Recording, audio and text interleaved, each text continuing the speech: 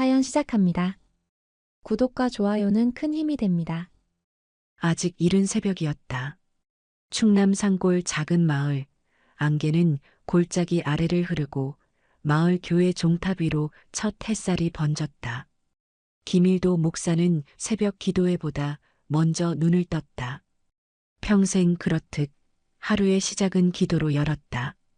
그의 방 안 책상엔 오래된 성경책과 한 통의 편지가 놓여 있었다. 파란 군우편 봉투, 손글씨로 또박또박 적힌 이름, 김성도. 그의 아들. 군 입대한 지 8개월. 이제는 자대 배치를 받고 최전방 GOP에서 복무 중이다. 일도는 그 편지를 펼쳤다.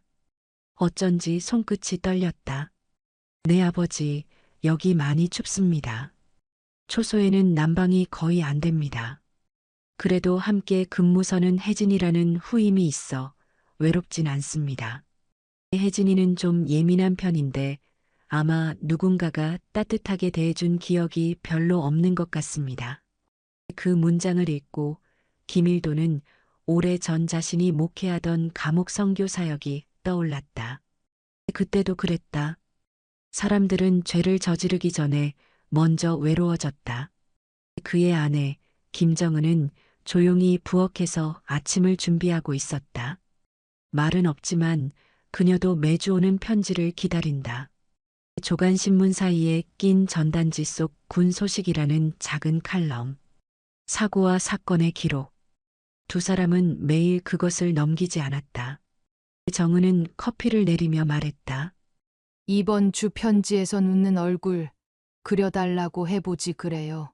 지난번처럼. 김일도는 웃음 대신 미소를 띄웠다. 엷고 조심스러운 미소였다. 아버지, 여기 하늘은 참 맑습니다. 가끔은 너무 맑아서 그 아래에 있는 내가 작게 느껴집니다. 그 문장을 마지막으로 편지는 끝이 났다. 김일도는 그 종이를 접지 않았다. 펴진 채로 성경 위에 올려두었다. 그날 마을 하늘에도 맑은 구름이 피어 있었다. 누구도 몰랐다. 그 구름 위로 아들의 그림자가 오를 날이 가까웠다는 것을. 경계 근무는 오전 2시였다. 초소는 철책선 바로 뒤 산등성이 위에 붙어 있었다.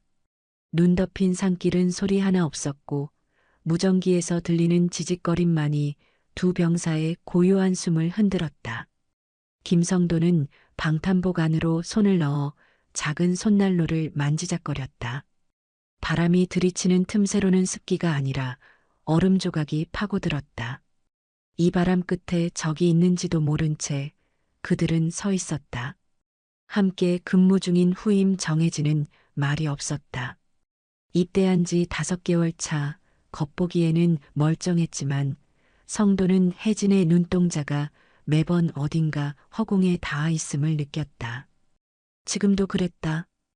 혜진은 총구를 앞에 둔 채 멍하니 먼 산을 보고 있었다. 겨울 초소는 모든 감정을 침묵 속에 내던진다. 차라리 누가 욕이라도 해주면 살 것 같았지만 이곳에선 말조차 얼어붙는다. 김성도는 조용히 입을 열었다. 추운데 핫팩 하나 줄까? 혜진은 고개를 끄덕이지도 않았다. 눈만 깜빡였다. 사람은 대답을 하지 않아도 눈빛으로 무너지기도 한다. 성도는 가방 속을 뒤져 새 핫팩을 꺼냈다. 방탄복 위로 툭 얹으며 말했다. 오늘 많이 추운가 보다. 내 얼굴이 하얗다. 혜진은 그제야 입을 열었다. 말보다 낮고 공기보다 차가운 목소리였다. 형, 사람은 왜 혼자가 되는 걸까요? 성도는 순간 멈칫했다. 이 질문은 누가 대답할 수 있을까? 그는 잠시 고개를 들고 하늘을 바라봤다. 구름 한 점 없이 맑았다. 혼자인 순간에도 누군가 떠올라서 완전히 혼자인 적은 없었으면 좋겠단 생각은 했어. 혜진은 고개를 떨궜다. 방아쇠 위에 얹힌 손가락이 미세하게 떨렸다. 잠시 후 혜진이 총을 내렸다. 그 손이 바지 주머니 속 휴대폰을 향했다. 그는 몰래 챙겨온 개인폰을 꺼내어 켰다. 군내 금지된 행동이었다. 하지만 아무도 막지 않았다. 아니, 아무도 보고 있지 않았다. 화면을 켜자마자 7개의 부재중 전화. 그리고 마지막으로 남겨진 문자 하나. 혜진아, 우리 잊지 마자. 나 더 이상 기다릴 자신 없어. 미안해. 혜진의 눈동자가 흔들렸다. 손이 떨리더니 이내 폰을 주먹으로 쥐고 가슴께를 꾹 누르며 무릎을 꿇었다. 형, 나 진짜 혼자가 된 것 같아. 성도는 천천히 그에게 다가갔다. 그리고 무릎을 맞춰 앉았다. 혜진은 울지 않았다. 다만 입술을 깨문 채 눈을 감았다. 눈꺼풀 아래에서 번진 것은 눈물이 아니라 분노였다. 그날 혜진은 근무를 마치고도 잠들지 못했다. 침상 위에서 똑바로 누워 천장을 바라보던 그는 새벽 4시 17분 사물함을 열고 총기를 꺼냈다. 모두가 자고 있었다. 아무도 몰랐다. 초소를 벗어나 철책 넘어 아무데로나 가고 싶었다. 그때였다. 침상 위에 누워있던 성도가 소리 없이 몸을 일으켰다. 누군가의 움직임은 그 어떤 경고보다 날카롭게 들리는 법이다. 혜진아, 어디가? 혜진은 돌아보지 않았다. 다만 총을 쥔 손을 바지 안에 숨기며 계단을 향해 걸음을 옮겼다. 잠깐만, 그 총. 너 뭐 하려는 거야? 침묵. 그리고 한 발 더 성도가 다가서자 혜진이 돌아섰다. 형도 날 무시하는 거야? 아니야. 나는 널 믿어. 그 순간이었다. 혜진의 눈동자에서 번지는 분노와 절망, 그리고 손가락이 방아쇠를 건드리는 찰나의 시간. 성도는 그의 앞을 막아서며 외쳤다. 혜진아, 총 내려놔. 너 이러면 안 돼. 한 발, 두 발, 세 발. 총성이 세 차례 울렸다. 가장 먼저 쓰러진 건 김성도였다. 그 순간 초소 뒷산에 맺힌 작은 구름이 산등성이를 넘어 천천히 떠올랐다. 그 하얀 구름 위로 새벽 하늘이 조용히 울고 있었다. 새벽은 언제나 같았다. 동틀 무렵의 하늘은 어제의 푸름을 닮았고 교회 마당의 국화는 어김없이 피고 졌다. 김일도는 책상 앞에 앉아 있었다. 창문 밖 마른 가지 위로 새 한 마리가 내려앉았다. 모양 없는 구름이 뒤편 산을 덮고 있었다. 책상 위엔 2권의 성경이 나란히 놓여 있었다. 하나는 낡은 가죽 성경, 다른 하나는 아들 김성도의 성경이었다. 그는 매일 아침 아들의 성경을 한 장씩 읽었다. 필기된 메모와 밑줄, 형광펜 자국들이 그대로였다. 성도의 글씨는 작고 단정했다. 믿음은 바라는 것들의 실상이요, 보이지 않는 것들의 증거니. 히브리서 9절에 진하게 밑줄이 그어져 있었다. 그 9절 아래에는 메모 한 줄이 있었다. 아버지처럼 살고 싶다. 나도 누군가에게 그런 믿음이 되고 싶다. 김일도의 눈가가 시큰해졌다. 그는 메모지 한 장을 꺼내어 필사하듯 다시 그 구절을 써내려갔다. 기도문은 매일 달랐다. 그러나 오늘은 기도조차 쓰기 어려웠다. 그는 펜을 내려두고 두 손을 모았다. 하나님, 우리 성도가, 그 아이가 지금 이 시간 어디쯤에 있습니까? 혹시 무릎 꿇고 기도 중입니까?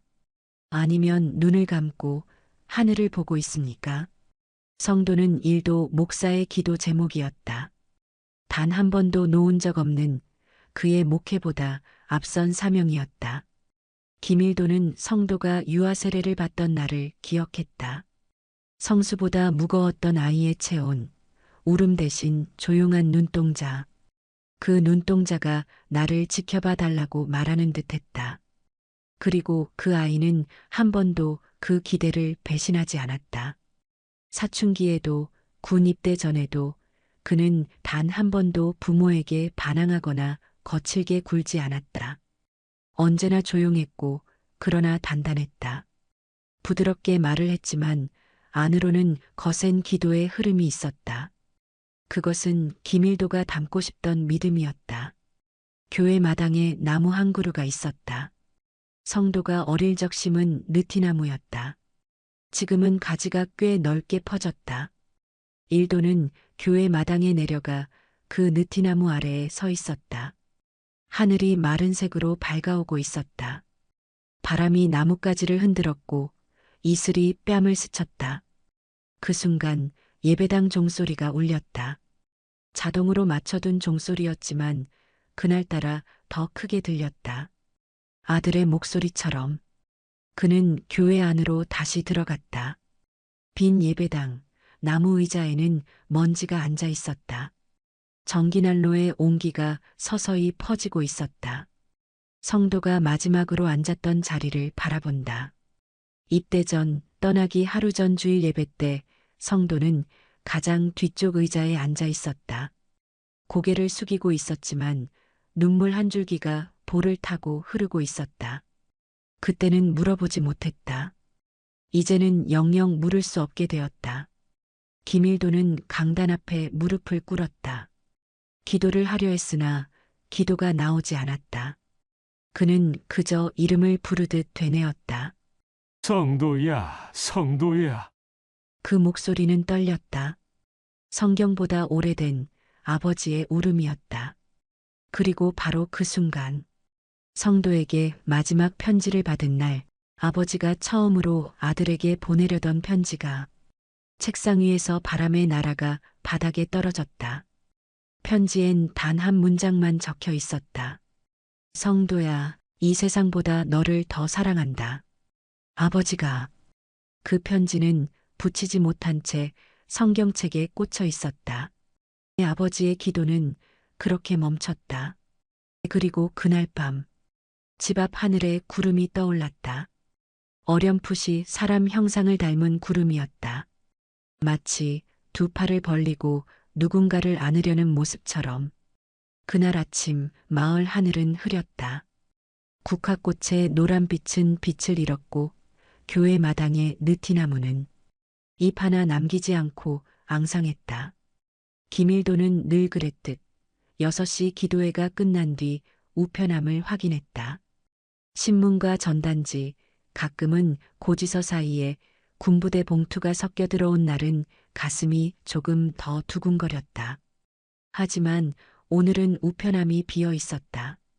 기묘한 불안감이 등 뒤를 지나갔다. 그가 교회 안으로 돌아와 문을 잠그려던 찰나 낯선 차 한 대가 골목길로 들어왔다. 짙은 회색 정장, 군모를 든 남자와 검은 외투 차림의 장교가 문을 열고 내렸다. 차 안에서 내리는 발소리는 너무도 조용했고 그들이 걸어오는 발걸음은 말보다 빠르게 말을 전하고 있었다. 김일도는 문을 닫지 않았다. 대신 손을 꽉 쥐었다. 그 손은 성경책을 붙들 듯 무너지는 것을 지탱하려는 듯 떨고 있었다. 김일도 목사님이시죠? 그들은 인사도 하지 않았다. 유감스럽게도 김성도 상병께서 2023년 12월 14일 2시 36분경 총기 사고로 인해 현장에서 사망하였습니다. 총기 사고. 그 말 두 음절이 귓속을 울릴 때 김일도는 의자에 앉지도 못한 채 벽에 등을 기대며 서 있었다. 현장에서 즉사하였으며 현 병원으로 이송되었으나 생명 징후는 없었습니다. 자세한 상황은 아직 조사 중에 있습니다. 조사 중이라 했다. 이미 끝난 일인데 누가 무엇을 더 밝히겠다는 것인가. 그 말이 끝나기도 전에 아내 김정은이 교회 문을 열고 들어왔다. 식은 밥을 다시 데우던 참이었다. 김정은은 그들의 얼굴을 보자마자 숨이 걸렸다. 그리고 남편의 얼굴을 바라봤다. 그가 고개를 끄덕이자 그녀는 무릎을 꿇었다. 교회 안에 말이 사라졌다. 오전 9시 김성도의 사망 소식이 마을에 퍼졌다. 교인 중 누군가는 조용히 전화기를 내려놓았고 또 어떤 이는 국화를 사러 꽃집으로 향했다. 사람들은 모두 같은 표정이었다. 믿을 수 없다는 듯한 얼굴. 그러나 믿지 않을 수 없다는 슬픔. 그날 오후 국방부 장의차가 마을 초입에 도착했다. 김정은은 검은 치마 위에 회색 카디건을 걸친 채 남편 옆에서 말없이 서 있었다. 그리고 그들을 향해 다가온 검은 관. 국화꽃이 흩날리는 그 순간 김일도는 고개를 숙이지 않았다. 그는 관을 바라봤고 그 안에 누워있을 아들의 이마를 떠올렸다. 어릴 적 열이 나서 끙끙 앓던 밤 성도의 이마에 손을 얹고 기도하던 그때의 감촉. 그 온기. 그는 지금도 그 온기를 기억하고 있었다. 장례식은 조용히 치러졌다. 교인 몇 명과 마을 이웃들, 그리고 같은 부대 장병 3명이 헌화를 하고 돌아갔다. 혜진은 오지 않았다. 그가 구속된 상태라는 말만 전달되었다. 김일도는 단 한 번도 왜라는 질문을 하지 않았다. 그 대신 그는 밤마다 이렇게 기도했다. 주님, 우리 성도가 너무 빨리 왔습니다. 하지만 주님은 아시겠지요. 그 아이가 왜 그렇게도 맑았는지, 그 아이가 왜 마지막까지도 누군가를 막았는지. 그리고 장례식 마지막 날, 하늘에 구름이 떠올랐다. 그 구름은 이상하게도 사람의 형상을 닮아 있었다. 팔을 벌리고 누군가를 안아주는 듯한 모양이었다. 마을 아이들이 그것을 가리키며 말했다. 엄마, 하늘에 예수님이 보여. 김일도는 하늘을 올려다봤다. 그는 아무 말도 하지 않았다. 다만 눈을 감고 손을 모았다. 그 구름이 떠 있는 하늘 아래에서 장례를 마친 뒤 집안은 유난히 조용했다. 사람들이 빠져나간 교회 안에 남은 것은 국화꽃 향기와 성도가 앉았던 자리의 체온이었다. 김일도는 성경책을 덮지 못했다. 매일 밤 장례식장에서 쓰러지듯 기도하던 그 시간, 그의 손엔 여전히 성도의 성경이 쥐어져 있었다. 문득문득 아들의 목소리가 들리는 듯했다.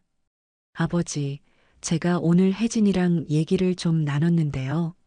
아버지, 혜진이는 말은 없지만 나쁜 아이는 아닌 것 같아요. 그 문장들이 되살아날 때마다 김일도는 자신도 모르게 눈을 감았다. 아들의 말이 마지막 예언 같았다. 성도는 혜진을 걱정했다. 심지어 죽기 전날까지도. 며칠이 흐른 어느 날이었다. 김일도는 교회 우편함을 열다가 낯선 봉투 하나를 발견했다. 보낸 사람 없이 적힌 주소, 봉투 뒤편엔 휘갈긴 듯한 글씨로 단 3글자만 쓰여 있었다. 정혜진. 봉투는 조심스레 뜯겼다. 그 안에는 접힌 종이 한 장과 함께 작은 메모지 크기의 편지가 들어 있었다. 김일도 목사님께 어떤 말로 시작해야 할지 모르겠습니다. 제가 무슨 자격으로 펜을 드는지도 모르겠습니다. 하지만 마지막으로 성도 형에게 하고 싶던 말을 이제야 목사님께 보냅니다. 그날 밤 전 죽고 싶었습니다. 아무도 날 바라봐주지 않았고 형마저도 결국 나를 말리려 했습니다. 그래서 화가 났습니다. 분노는 방향도 없이 저를 삼켜버렸습니다. 방아쇠를 당기고 나서야 알았습니다. 형이 마지막까지 했던 말은 괜찮아 였습니다. 그 말 때문에 전 지금 살아있습니다. 형은 그 순간에도 저를 살리려 했습니다. 그런 사람을 제가 죽였습니다. 목사님 죄송합니다. 그리고 감사합니다. 성도형을 그렇게 키워주셔서 제가 그 품을 마지막으로 느낄 수 있었던 유일한 사람이었음을 감히 고백합니다. 진심으로 사죄드립니다. 이 편지를 받으신 뒤 찢어버리셔도 괜찮습니다. 하지만 저는 매일 기도 중에 성도 형의 이름을 부릅니다. 저 같은 인간도 기도를 해도 되는지 모르겠습니다. 편지는 거기서 끝났다. 김일도는 메모지를 손에 쥐고 책상 앞에 앉았다. 그리고 아무 말도 하지 않았다. 그날 밤 그는 아내에게 말했다. 정혜진이라는 아이한테서 편지가 왔어. 그래요. 그 아이 아직 살아있군요. 그녀의 말은 평온했지만 눈빛은 멀리 있었다. 그리고 천천히 덧붙였다. 그 아이는 아버지 눈으로 보면 안 돼요. 그건 주님의 눈으로 봐야 할 일이니까요. 김일도는 말없이 고개를 끄덕였다. 그날 밤 그는 오랜만에 설교문을 썼다. 제목은 용서, 그 끝이 사랑이라면 이었다. 한 문장을 쓰다가 멈추기를 반복했다. 단어 하나, 쉼표 하나마다. 그는 아들의 얼굴을 떠올렸다. 자정 무렵 종이 한 장이 더 도착했다. 군 법무관으로부터 온 문서였다. 정해진 일병, 구속 중, 심리불안 증세 지속, 면회 요청 승인 가능. 김일도는 봉투를 접고 눈을 감았다. 내가 그를 보러 가야 한다. 그 생각이 머릿속을 떠나지 않았다. 다음 날 새벽 김일도는 옷장을 열었다. 그는 가장 검은 양복을 꺼내 입었다. 성도의 장례식 때 입은 옷이었다. 그리고 손에 들린 작은 가방. 그 안에는 낡은 성경 한 권과 아들이 마지막으로 남긴 편지 한 장이 들어 있었다. 그 편지에는 이렇게 적혀 있었다. 아버지, 그 사람을 미워하지 마세요. 그가 어떤 사람인지 누구보다 제가 먼저 알았잖아요. 그 사람, 제가 지키고 싶었던 사람이었어요. 그 편지를 가슴에 넣고 김일도는 조용히 교회 문을 나섰다. 그리고 구치소를 향해 걸음을 옮겼다. 구치소 앞에 도착했을 때 김일도는 발끝에서부터 온몸이 굳어지는 것을 느꼈다. 창문 너머로 비치는 잿빛 건물. 그 위로 철조망이 더 씌워져 있었고 고개를 들자 구름 한 점 없는 겨울 하늘이 뻗어 있었다. 그는 두 손을 꽉 쥐었다. 양복상의 안쪽에 넣어둔 성도 마지막 편지의 감촉이 손끝에 느껴졌다. 그것 하나만이 오늘 자신을 지탱하고 있었다. 출입 신청서를 작성하고 안내자의 인도를 따라 차가운 복도를 걸었다. 감시 카메라와 철문, 무거운 침묵이 번갈아 그를 맞았다. 면회실 유리벽 앞, 투명한 차단막 너머로 흰색 수의를 입은 정혜진이 천천히 들어왔다. 혜진은 깡말라 있었다. 눈밑은 퀭했고 입술은 피가 말라 있었다. 고개를 들지 못한 채 그는 자리에 앉았다. 김일도는 숨을 들이쉬었다. 이 아이가 내 아들을 죽인 아이구나. 그 생각이 처음으로 몸 전체를 덮었다. 그러나 그 감정은 오래 머물지 않았다. 차라리 분노였다면 쉬웠을 것이다. 혜진이 마침내 고개를 들었다. 두 눈이 마주쳤다. 목사님, 오시지 말지 그러셨어요. 혜진은 뜨거운 것이 목구멍까지 차오르는 듯 입을 열자마자 눈물을 흘렸다. 죄송합니다. 정말 죄송합니다. 그날 저는 사람이 아니었습니다. 김일도는 침묵 속에 손을 모았다. 그 손은 떨리고 있었다. 성도는 내가 마지막까지 붙잡고 싶었던 사람이었나? 네, 그 대답은 너무 작았지만 너무 무거웠다. 그리고 김일도는 조용히 말을 이었다. 그 아이는 너를 지키려 했단다.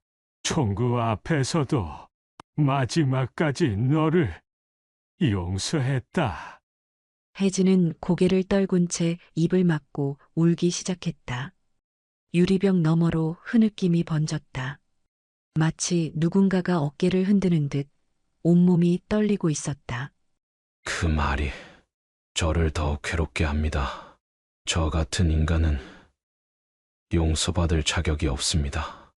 그 순간 김일도는 자신이 설교 중 수없이 말해왔던 말이 떠올랐다. 우리는 용서받을 자격이 있어서 용서받는 게 아니라 사랑하신다는 이유로 용서받는 것이다. 내 아들이 너를 미워하지 않았다는 건 지금 내가 살아있다는 증거다. 내가 지금 여기에 앉아 있다는 것도 같은 이유일 거다. 혜진은 얼굴을 들었다. 눈이 붉게 충혈돼 있었고 콧잔등이 붉었다. 목사님은 왜 저를 미워하지 않으세요? 김일도는 대답하지 않았다. 대신 품 안에서 무언가를 꺼냈다. 성도가 남긴 마지막 편지였다.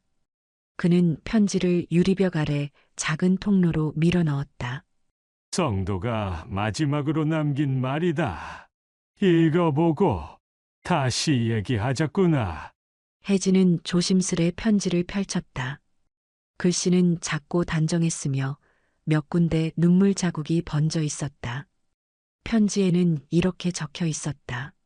아버지, 그 사람을 미워하지 마세요. 그가 어떤 사람인지 누구보다 제가 먼저 알았잖아요. 그 사람, 제가 지키고 싶었던 사람이었어요. 혜진은 편지를 덮고 그대로 고개를 숙였다. 그 순간 울음은 멈추지 않았다. 유리병 너머로 김일도는 손바닥을 천천히 올렸다. 그는 더 이상 아무 말도 하지 않았다. 면회가 끝날 시간이 되자 안내병이 조용히 문을 열었다. 혜진은 마지막으로 고개를 들었다.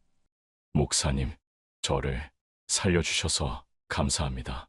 김일도는 조용히 고개를 끄덕였다. 그날 이후 김일도는 매주 목요일 구치소를 찾았다. 말없이 마주 앉아 말없이 기도했다. 혜진은 매주 조금씩 달라졌다. 어깨는 펴졌고 눈빛은 흔들림 대신 침묵을 품게 되었다. 그리고 어느 날 혜진은 김일도에게 조심스레 말했다.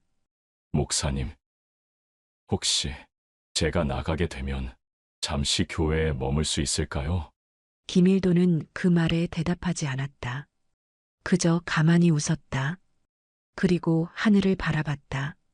하늘에는 구름 한 점이 떠 있었다. 그 구름은 마치 두 사람이 마주 앉은 모습 같았다. 3월의 바람은 여전히 날이 서 있었다. 겨울이 물러갔다고 말하기엔 뺨을 때리는 기운이 아직 남아 있었다. 김일도는 마을 우체국 앞 골목을 지나 꽃집 앞에서 잠시 멈춰섰다. 유리 너머로 노란 프리지어가 진열되어 있었다. 봄을 향한 조심스런 인사처럼 보였다. 손에 쥔 종이봉투 안에는 출소 예정자 보호 신청서가 들어 있었다. 봉투 끝엔 정혜진이라는 이름이 또박또박 적혀 있었다. 구치소 면회를 마친 지 2달, 혜진은 이제 곧 사회로 돌아올 준비를 하고 있었다. 어디에도 갈 곳 없는 청년, 세상 어디에도 그를 받아줄 사람은 없었다. 김일도는 망설이지 않았다. 혜진을 교회로 데려오기로 결심했다. 그는 아내 김정은에게 조용히 말했다. 정혜진, 그 아이를 교회 사택에 머물게 하려 하오. 당분간은 거처도 없을 테니 우리라도. 그 아이는 아버지가 지키기로 한 아이잖아요. 정은의 대답은 짧았지만 단단했다. 그녀는 이미 오래전 남편의 마음을 알고 있었다. 며칠 뒤 마을 버스 정류장에서 짙은 회색 외투에 고개를 푹 숙인 청년이 내렸다. 그가 바로 정혜진이었다. 사람들은 그를 처음엔 몰라봤다. 그러나 곧 속삭임이 골목 사이를 헤집고 흘렀다. 저 아이, 그 총 쐈던 애 아니야? 그런 애를 교회에 둔다고? 미친 거 아니야? 그날 저녁 마을 단체 채팅방엔 김일도 목사 살인자 받아들임이라는 제목의 글이 떠돌았다. 채권사는 두 팔을 걷어붙이고 교회로 찾아왔다. 목사님, 이건 아니지요. 그런 아이를 교회에 들이다니요. 우린 매주 이 자리에서 성도를 위해 기도했는데 그 아들을 죽인 애를 받아들인다니요? 그래서 더더욱 우리가 받아들여야 하지 않겠습니까? 그건 용서가 아니고 배신입니다. 우릴 버린 거예요. 그 말에 잠시 침묵이 흘렀다. 그러나 김일도는 흔들리지 않았다. 사람은 누구나 죄를 짓습니다. 성도는 그 아이를 지키려다 죽었소. 내가 지켜야 할 몫이 이제 그 아이일지도 모르지요. 그날 밤 교회 마당엔 아무도 오지 않았다. 목요일 저녁 예배는 처음으로 빈자리가 더 많았다. 정혜진은 교회 사택의 작은 방에 머물게 되었다. 성도가 쓰던 책상, 성도가 읽던 책, 그 모든 것이 남겨진 방이었다. 혜진은 방 안에서 하루 종일 말이 없었다. 자신을 쳐다보는 주민들의 시선보다 더 무서운 건 자신이 보는 거울 속 자신의 눈동자였다. 하지만 다음 날 새벽, 김일도가 예배당 문을 열었을 때 혜진은 조용히 의자에 앉아 있었다. 두 손을 모은 채 눈을 감고 있었다. 그 모습은 마치 아주 오랜 시간 동안 혼자 기도해 온 사람 같았다. 혜진은 예배가 끝난 뒤 말없이 걸레를 들고 예배당 바닥을 닦았다. 그리고 마당으로 나가 나뭇가지를 정리했다. 누가 시킨 것도 아니었다. 며칠 뒤 누군가 꽃을 꺾어 교회 문 앞에 놓았다. 흰 국화 한 송이. 그 아래엔 작은 종이 쪽지가 있었다. 성도 형, 보고 싶다. 여기 있는 건 나지만 나는 아직 여기에 있어도 되는 사람인가요? 김일도는 그 쪽지를 말없이 가슴에 품었다. 그날 밤 그는 기도 중 이런 말을 남겼다. 주님, 이 아이는 내 아들을 죽였으나 이 아이 안에 성도의 마음이 살아있게 하소서. 4월의 끝자락, 봄이 마을에 드리웠다. 교회 뒤뜰의 느티나무는 연두빛 새잎을 틔웠고 마당 한가운데엔 성도가 심은 튤립이 조용히 피어나기 시작했다. 그의 봄은 유난히 조용했다. 말소리가 줄었고 인사도 짧아졌으며 교회 주변에선 사람들이 발소리를 줄여 걷기 시작했다. 정혜진은 여전히 교회 사택의 작은 방에서 살았다. 이불은 아들이 쓰던 것 그대로였고 책상 위 성경책에는 아직도 성도의 손때가 묻어 있었다. 혜진은 그 방에 매일 성도에게 인사를 하듯 문을 열고 들어왔다. 형, 다녀왔습니다. 형, 저 오늘 예배 늦지 않았어요. 혼잣말 같지만 그에겐 가장 진심 어린 고백이었다. 그가 마당에서 쓰레기를 줍고 잡초를 뽑고 예배당 의자를 닦고 불을 켜고 끄는 일은 이제 일상의 일부가 되었다. 교회는 여전히 반쯤 비어 있었지만 그가 있는 자리는 점점 무게를 가지기 시작했다. 그러던 어느 날 김일도는 작은 공지를 준비했다. 당회 및 공동체 전체 공청회 소집. 장소는 예배당, 주일 예배 직후였다. 모인 사람은 20명 남짓. 대부분이 교회 장로, 권사, 오랜 신자들이었다. 공기 중에는 불편한 기색이 가득했고 그 중심엔 여전히 채권사가 앉아 있었다. 김일도는 강단에 섰다. 바람 한 점 없던 교회 안 마이크는 꺼둔 채 목소리는 조용했지만 단호했다. 오늘 이 자리를 마련한 이유는 단 하나입니다. 정혜진, 그 아이를 제 양자로 삼고자 합니다. 그 말이 떨어지자마자 회중 속에서 한숨과 속삭임이 퍼져나갔다. 미친 거 아냐? 그걸 공공연하게 말한다고? 채권사가 손을 들고 일어났다. 그녀의 표정은 격렬했고 말투는 단호했다. 목사님, 그건 용서가 아닙니다. 그건 배신이고 왜곡입니다. 자기 아들을 죽인 아이를 그 아이 이름으로 부른다는 게 말이 됩니까? 저도 그 생각을 수십 번 했습니다. 그는 단상에 놓인 성도 성경책을 꺼내 들었다. 표지 안쪽에 김성도 2003년 4월 성경학교 수료라고 적혀 있었다. 이 성경 안에 성도가 적어둔 글귀가 있습니다. 그는 한 장을 펼쳐 읽었다. 나는 나를 위해 사는 사람이 아니라 누군가를 위해 살아야 하는 사람이고 싶다. 누가 나를 미워하든 나는 그를 위해 기도할 수 있는 사람이 되고 싶다.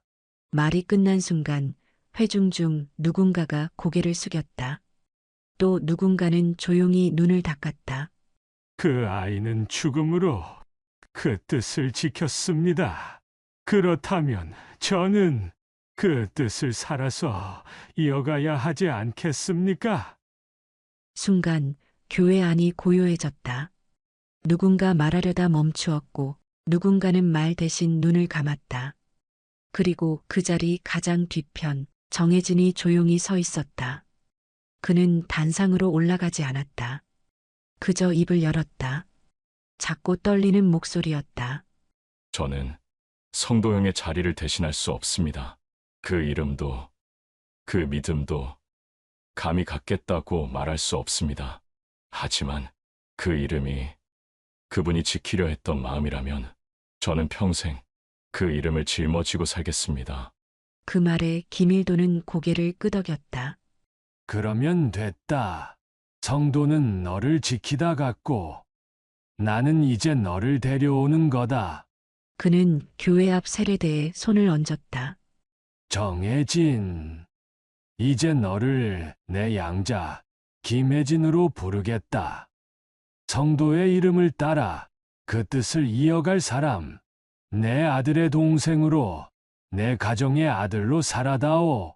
정혜진, 아니 김혜진은 무릎을 꿇었다. 두 손을 모은 채 조용히 고개를 숙였다. 그날 이후 사람들은 여전히 그를 향해 속삭였지만 이제 교회 안에서만큼은 그는 혜진 형제로 불리게 되었다. 성도의 이름은 그렇게 다른 생애 위에 다시 피어났다.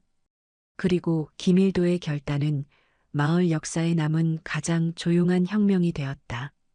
교회는 조용히 무너지고 있었다. 눈에 보이지 않게, 그러나 분명히. 주일 예배 출석부에 기록된 이름은 절반 이하로 줄었다. 성도의 죽음 이후 몇 주는 슬픔으로 가득 찼고 혜진이 돌아온 이후엔 침묵으로 뒤덮였다. 그리고 김혜진이라는 이름이 공식적으로 불린 그 다음 주부터는 아예 등 돌리는 이들이 생겨났다. 교회 문 앞에 익명의 편지가 붙었다. 성도 이름 더럽히지 마세요. 목사님, 사탄을 목회자로 삼을 겁니까? 그 아이가 돌아오기 전 교회는 평안했습니다. 김일도는 그 종이들을 떼지 않았다. 그저 붙은 채로 두었다. 진심이란 때론 증오의 얼굴을 하고 찾아오는 법이었다. 그리고 그 주 금요일 당회가 소집됐다. 교회에서 가장 오래된 장로, 권사, 집사들이 모였다. 조용한 회의실 안엔 커피잔조차 따르지 않았다. 목사님, 이건 교회를 위한 말입니다. 우리는 교회지 사회운동 단체가 아닙니다. 사랑과 용서도 좋지만 예배가 무너지는 건 막아야 하지 않겠습니까? 예배가 무너지는 게 아닙니다. 우리가 예배의 본질을 잊어가는 겁니다. 사람들이 떠나는 걸요. 헌금도 줄었고 청년부도 다 빠졌습니다. 그 말에 잠시 긴 침묵이 흘렀다. 그리고 김일도는 조용히 입을 열었다. 예배는 사람이 모이는 일이 아닙니다. 주님 앞에 진실한 마음으로 나아가는 일입니다. 성도는 목숨을 걸고 그걸 지켰습니다. 그 아이를 따르는 것도 저 역시 그 길을 가는 것입니다. 그날 밤 교회 마당엔 불빛 하나 없이 어둠이 내려앉았다. 사택방 안 혜진은 책상 앞에 앉아 떨리는 손으로 편지를 쓰고 있었다. 목사님, 제가 교회를 떠나는 게 낫겠다는 생각을 요즘 자주 합니다. 형의 이름을 제가 감당할 수 없을 것 같습니다. 저 하나 때문에 공동체가 무너진다면 저는 다시 떠나는 게 맞는 것 같습니다. 편지를 봉투에 넣은 혜진은 그날 밤 늦게까지 잠들지 못했다. 불 꺼진 마을을 창문 너머로 바라보다가 성도가 마지막으로 찍힌 사진 앞에 무릎을 꿇었다. 성도 형, 나 무서워요. 내가 여기 남아도 되는 사람인지 모르겠어요. 다음 날 주일, 교회는 비어 있었다. 예배당 맨 앞자리에 김일도가 앉았다. 혜진은 가장 뒤에 조용히 앉았다. 성도에게 익숙했던 설교단 앞에서 김일도는 마이크도 없이 말했다. 오늘은 설교를 하겠습니다. 하지만 그 전에 묻겠습니다. 우리는 왜 교회에 옵니까?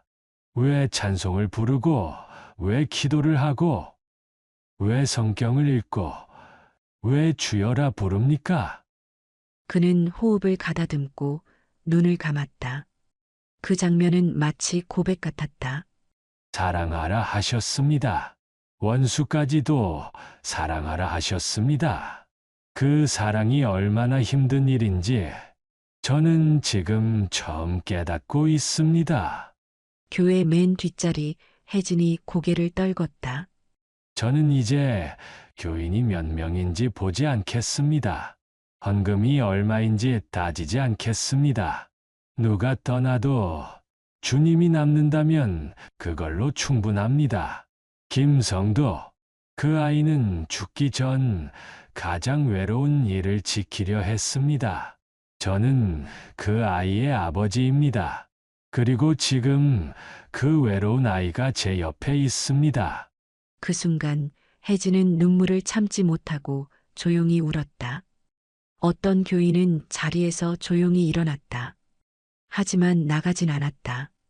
또 누군가는 고개를 떨군 채 기도했다. 설교는 길지 않았다. 하지만 그날 김일도의 설교는 교회 30년 역사 중 가장 많이 회자된 말이 되었다. 예배가 끝나고 김일도는 성도의 성경책을 다시 단상 위에 올려두었다.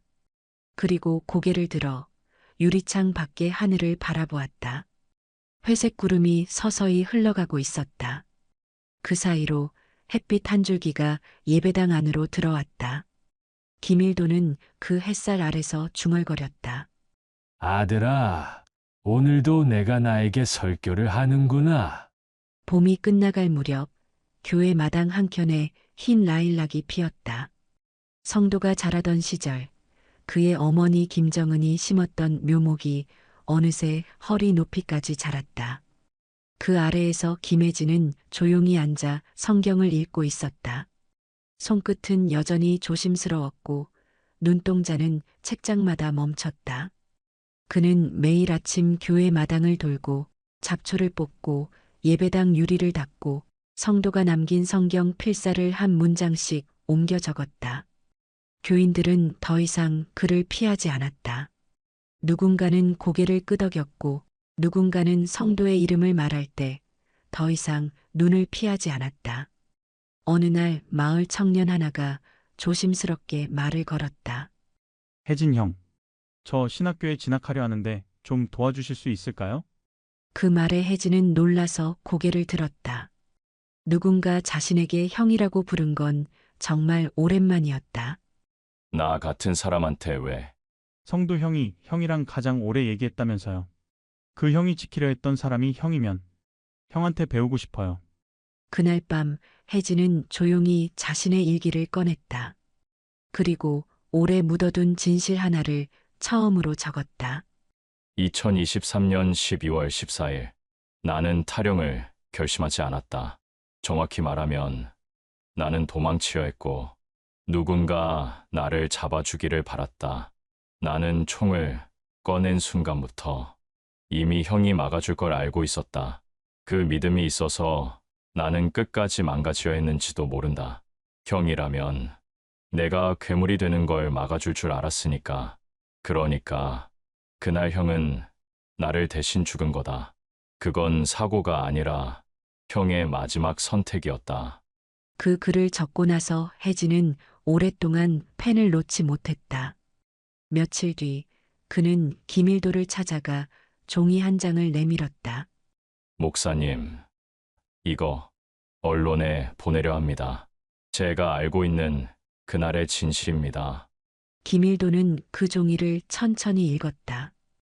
그리고 아무 말 없이 고개를 끄덕였다. 이젠 너도 너 자신을 용서해도 되는구나. 그날 오후 한 인터넷 신문에 한 편의 기고문이 올라왔다. 제목은 죽임을 당한 것이 아니라 대신 짊어진 사람이었다. 사람들은 충격을 받았다. 김성도가 정혜진의 총구 앞에 나섰다는 것. 그가 막을 수 있었던 걸 막지 않은 것이 아니라 끝까지 끌어안았다는 것. 그리고 더 큰 충격은 그 진실을 세상에 알린 사람이 바로 정혜진 자신이라는 사실이었다. 마을은 술렁였고 교회는 다시 사람들로 가득 찼다. 누구도 쉽게 고개를 들지 못했지만 그들의 기도는 조금 더 진실해졌다. 주일 예배의 마지막 날, 김일도는 혜진을 강단 앞으로 불렀다. 이 아이가 내 아들의 이름을 짊어진 지 넉 달이 되었습니다. 그리고 이제 이 아이는 자신의 이름으로 살아갈 준비를 마쳤습니다. 혜진은 눈시울을 붉히고 있었다. 오늘부터 이 청년은 김성도와 함께 주님의 제자로 불릴 것입니다. 그리고 그 순간 교회 안 유리창으로 한 줄기 빛이 쏟아졌다. 하늘엔 흰 구름이 떠 있었고 그 구름은 마치 두 팔을 벌리고 있는 사람의 형상이었다. 누군가는 그것이 성도라 말했고 누군가는 예수라 했다. 김일도는 손을 들어 그 빛 아래 기도했다. 주님, 이 아이는 이제 죄인이 아닙니다. 그는 이제 누군가의 등을 대신 짊어진 사람이 되었습니다. 그리고 그날 밤 혜진은 처음으로 혼자서 설교문을 썼다. 제목은 죽음 위에 피어난 사랑이었다. 5월의 마지막 주일, 마을 언덕 위 작은 교회엔 바람이 잔잔히 불고 있었다.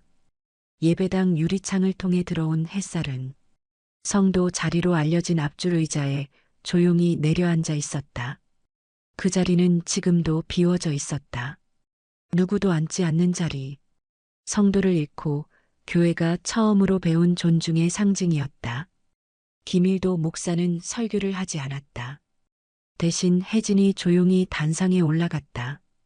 그는 손에 들린 얇은 설교문을 내려다보다가 한참을 말없이 서 있었다. 그 침묵이 어떤 말보다 깊었다. 성도 형이 떠난 지 오늘로 143일째입니다. 그 시간 동안 저는 죄인에서 시작해 형의 동생이 되었고 이제는 교회 앞에 서게 되었습니다. 혜진의 목소리는 떨리지 않았지만 그의 두 손은 펜을 쥔 듯 굳게 모여 있었다. 어떤 밤은 형이 원망스럽기도 했습니다. 왜 나를 막았을까? 왜 나를 대신했을까? 하지만 이젠 압니다. 그 순간이 아니었다면 저는 영영 사람으로 돌아오지 못했을 거란 거려.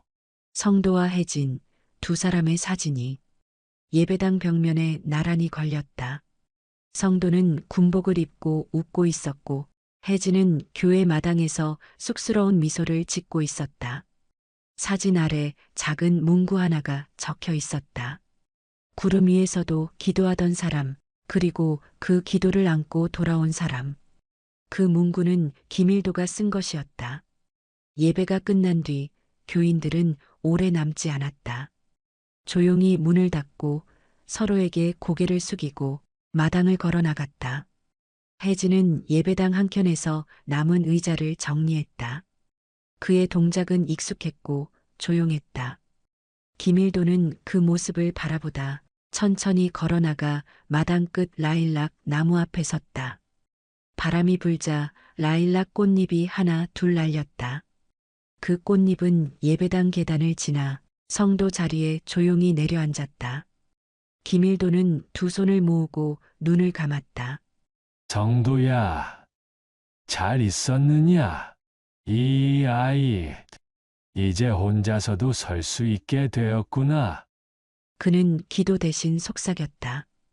그 말은 구름 위로 날아가는 듯 부드럽고도 깊었다. 혜진은 조용히 다가와 목사 옆에 섰다. 목사님, 오늘은 편지를 써볼까 합니다. 형에게. 그래라, 성도는 너의 편지를 기다릴 거다. 늘 그래왔듯이. 그날 혜진은 예배당 책상에 앉아 흰 종이를 꺼냈다. 그리고 펜을 들어 또박또박 써내려갔다. 형, 여기 마을에선 요즘 비가 자주 와요. 목사님은 여전히 하루 3번 기도하시고 어머님은 늘 마당의 꽃을 돌보세요. 전 이제 매일 성경을 읽습니다. 형이 그어놓은 밑줄이 제 길잡이예요. 형의 흔적을 따라 걷는 이 길이 조금은 익숙해지고 있어요. 그리고 형이 지키려 했던 그 마음, 이제 제가 대신 품어보려 해요. 비록 아직 부족하고 흔들리지만 형의 이름을 욕되게 하진 않을게요. 편지를 마친 혜진은 그 종이를 작은 흰 봉투에 넣고 교회 뒤편에 있는 나무 아래 묻었다. 그 위로 다시 봄바람이 불었다. 하늘은 맑았고 구름은 서서히 흘렀다. 그 구름 속 어딘가에 성도의 미소가 담겨 있었을지도 모른다. 교회 종탑 위로 햇살이 번졌다. 아무도 말하지 않았지만 모두가 같은 마음이었다. 구름 위의 성도는 이제 땅 위의 사람들 마음속에서 다시 살아가고 있었다. 이 이야기가 가슴에 남는다면 구독과 좋아요 눌러주세요. 누군가의 인생이 당신의 이야기일지도 모릅니다.